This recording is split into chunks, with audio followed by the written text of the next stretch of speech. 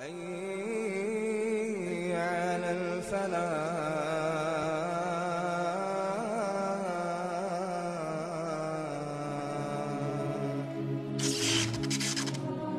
So the Ottoman Empire, may Allah reward them, did an amazing job in establishing Islam. However, it wasn't just this. Many of us already know about this. We know that they conquered Constantinople. But as I said, there's much that we don't know. For example, many of us aren't aware of the time that Muhammad al-Fatih, rahimahullah, fought against Dracula. You've heard of Dracula before? When I say Dracula, you're probably thinking of a vampire. And you're saying, yeah, Musa. You're telling me that Muhammad al-Fatih fought a vampire? What's next? He fought Superman? No.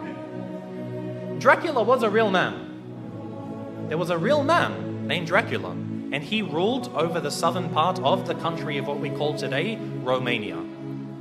Now, Muhammad al-Fatih, rahimahullah, as he began to advance into Eastern Europe, for example, Bosnia, Serbia, Hungary, all of these lands, the people of Wallachia, of southern Romania, they wanted to fight against the Ottomans.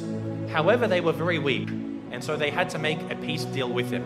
So as part of this peace deal, Muhammad al-Fatih, rahimahullah, he said to the ruler, he said, you have to send me 2 of your sons, and we will send them to Istanbul to be educated.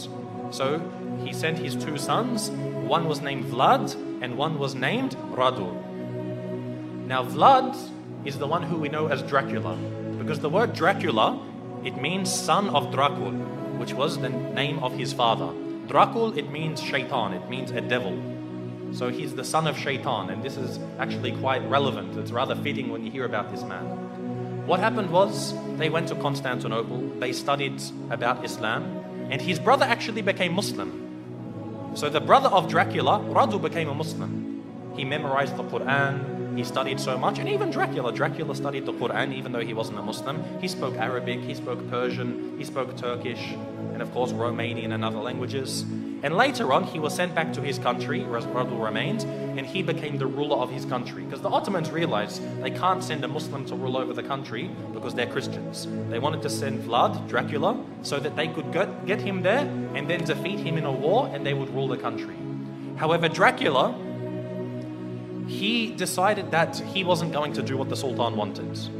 The Sultan sent him 2 emissaries, 2 people to come speak with him, and they said to him, you must pay us the jizya. Now that you're the ruler of the country, you have to pay us jizya. And so Dracula, he said to them, if you want to step inside of my court, you have to take off your turban. And so they said, no, we won't remove it for you. We're not going to remove it for a kafir. So he said, take it off. Again, they refused. So he told someone to come with some very big nails and hammers, and he said, if they refuse to remove it for me, then they will never remove it again. And he commanded that their turbans be nailed into their heads. And of course, this in effect killed them. So this was an act of war. Dracula had decided that he wanted to go to war with the Islamic State.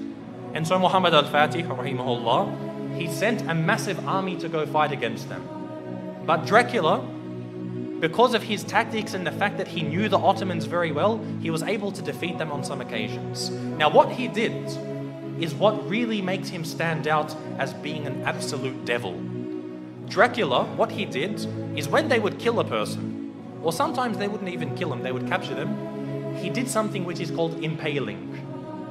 Now if you haven't heard of impaling, it's a pretty gruesome thing to start to describe. What they would do is they would get a very, very big stick. They'd make it sharp at one end, they would insert it through your backsides, pass it through your body until it comes out of your mouth. They would impale them, they would pass this through their body. A lot of the time they would be alive as well. And this is how they would kill them.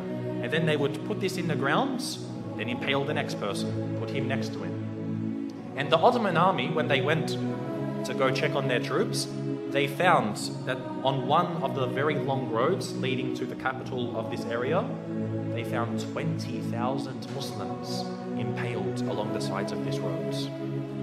Imagine this. And we suffer today. No doubt we suffer as Muslims today. But things like this, you can't really compare. 20,000 of them impaled.